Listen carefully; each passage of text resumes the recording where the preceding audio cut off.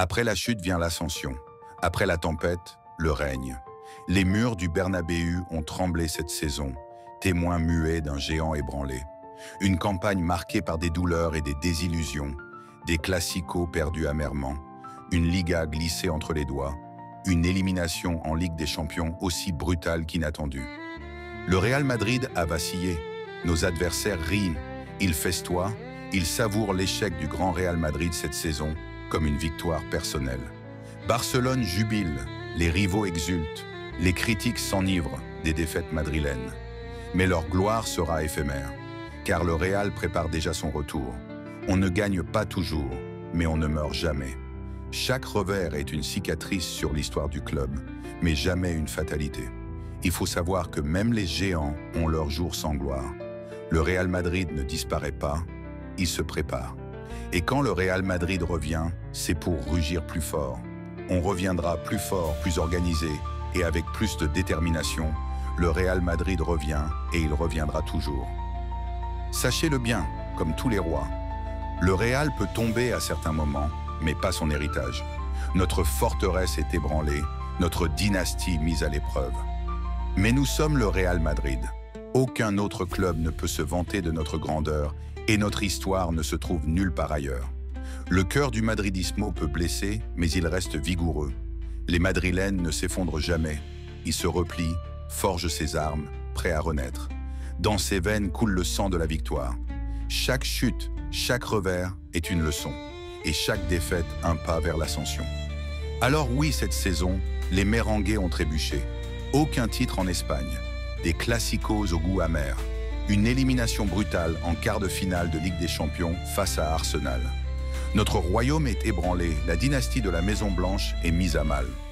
Mais qu'ils en profitent tant qu'ils le peuvent, parce que cette accalmie n'est qu'un prélude à la tempête.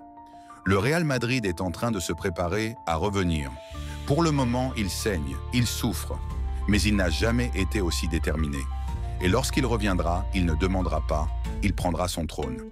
Dans les vestiaires, le temps des lamentations et les excuses sont écoulés. Maintenant, il y a une rage froide qui s'installe. Les joueurs ne regardent pas leur chute comme une fin, mais comme un point de départ. Vinicius Junior, le fantôme des Clásicos, se promet de devenir un cauchemar. Bellingham, qui a vu la gloire lui échapper, se forge une mentalité impitoyable. Mbappé, le serial butter, sera plus fort que jamais. Et dans les hautes sphères du club, Florentino Pérez ne digère pas cet échec. Madrid ne pleure pas ses défaites, il les transforme en carburant. La machine est en marche. Un mercato agressif se prépare. Un nouveau stratège arrive pour insuffler un football de feu. Le jeu sera plus rapide, plus technique, plus féroce. Les erreurs seront analysées, les failles comblées. Le Real Madrid ne revient jamais sans armes. Il revient en conquérant. Dans les couloirs de Valdebebas, le bruit du cuir frappé résonne avec une intensité nouvelle.